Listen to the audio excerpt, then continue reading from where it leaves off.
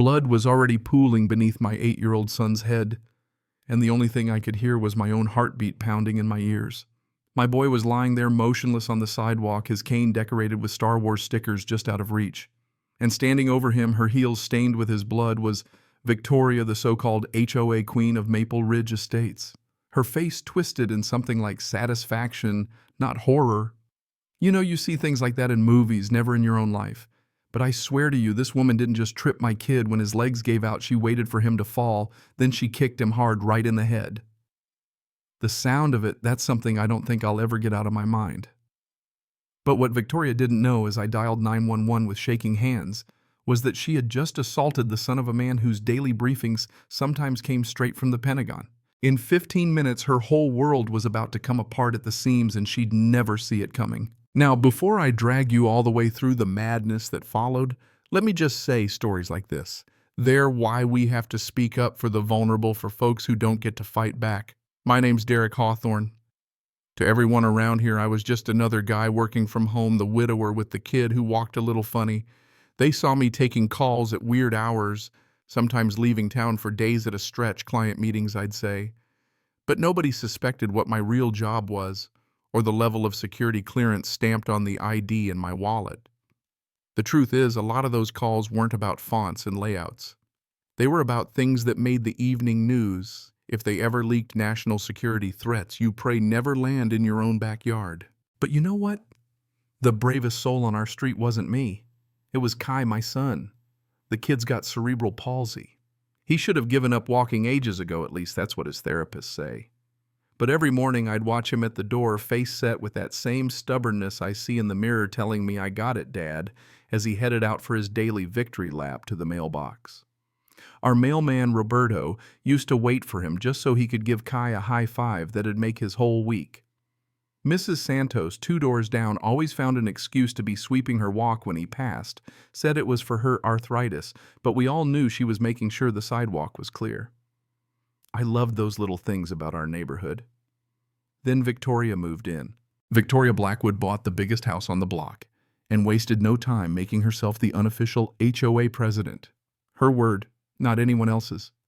6 feet tall in heels, hair always perfect, that kind of jawline that makes people listen whether they want to or not.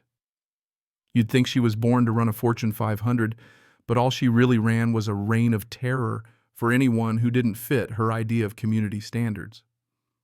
Turns out there's a reason for that darkness she carries. She lost her own son in a car accident a few years back. From what I pieced together, her guilt twisted into this need to control everything, especially anything that reminded her of imperfection or vulnerability. Kids with visible disabilities set her off like nothing else. It was like in her mind, erasing us from view would fix what broke inside her. I'll never forget her first visit. Showed up at my door with a clipboard and a forced smile, telling me straight-faced that Kai's cane was a visual disruption and a potential liability for the neighborhood. She talked about my son like he was a busted appliance, not a kid with dreams. She'd done her homework too, cited property values, selectively quoted HOA bylaws, threw around big words to make sure I knew she meant business. Most folks would have folded, but I'd spent too long in crisis management to show fear. I took notes, asked for clarification, calmly mentioned federal laws about accessibility. My lack of panic only made her more determined.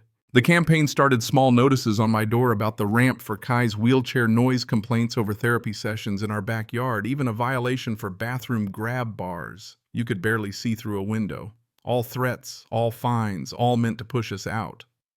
But I travel for work, you see, only it isn't what Victoria or anyone else thinks. The week she ramped things up, I was scheduled for a classified 3-day security briefing. Couldn't be reached, couldn't call for help. So I did what any trained parent with connections does. I made arrangements. Let's just say I called in some favors.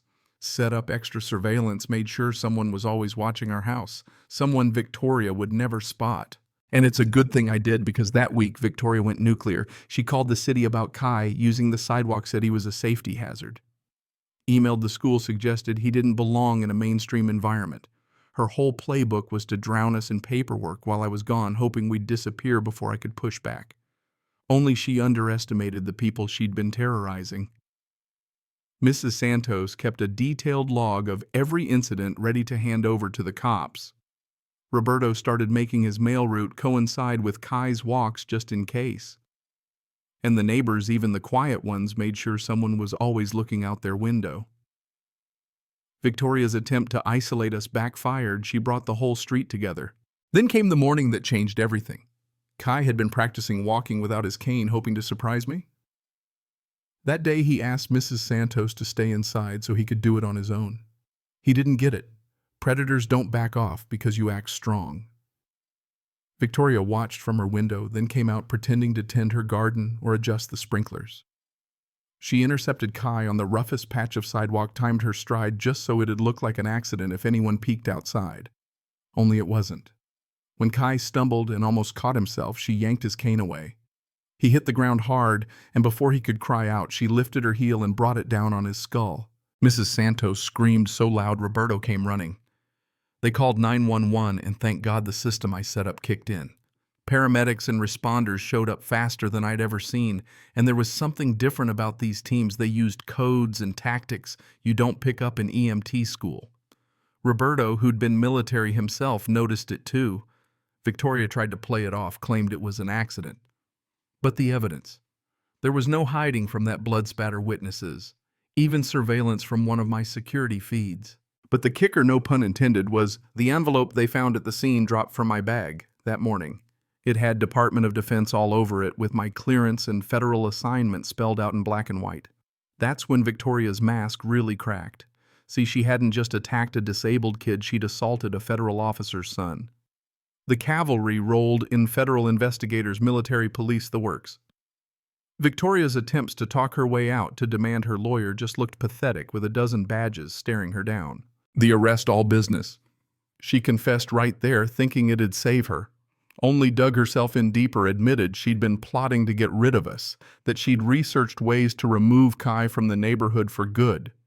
The search of her house turned up log schedules, even plans for targeting other families. It read like a terrorist's playbook, not a PTA agenda. And when the story hit the national news, people started coming out of the woodwork, families from her old town. More victims, more proof that this was never just about us. Meanwhile, Kai was fighting for his life in the hospital. But he pulled through stronger than ever, the little Jedi. First thing he asked about was his cane, not his own pain.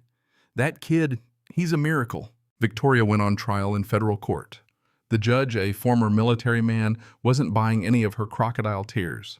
The evidence was overwhelming, the hate undeniable.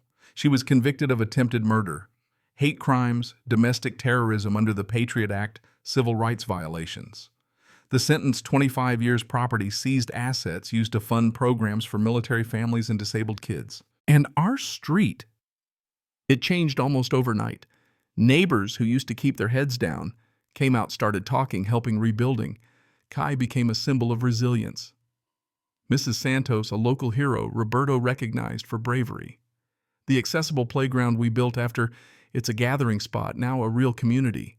No more fear, no more threats. Victoria's reign was over. Funny thing is, a few months later, I got a letter forwarded from prison. Victoria broken, finally owning what she'd done. She wrote to Kai, not asking for forgiveness, just wanting him to know his courage made her rethink her whole life. I never showed it to my son. Didn't see the point. His journey was forward, not back. Now, every time I see Kai walking, laughing with his friends, sometimes without his cane, I remember how close we came to losing it all. Evil, it turns out, doesn't always look like a monster. It can wear heels and carry a clipboard. Good.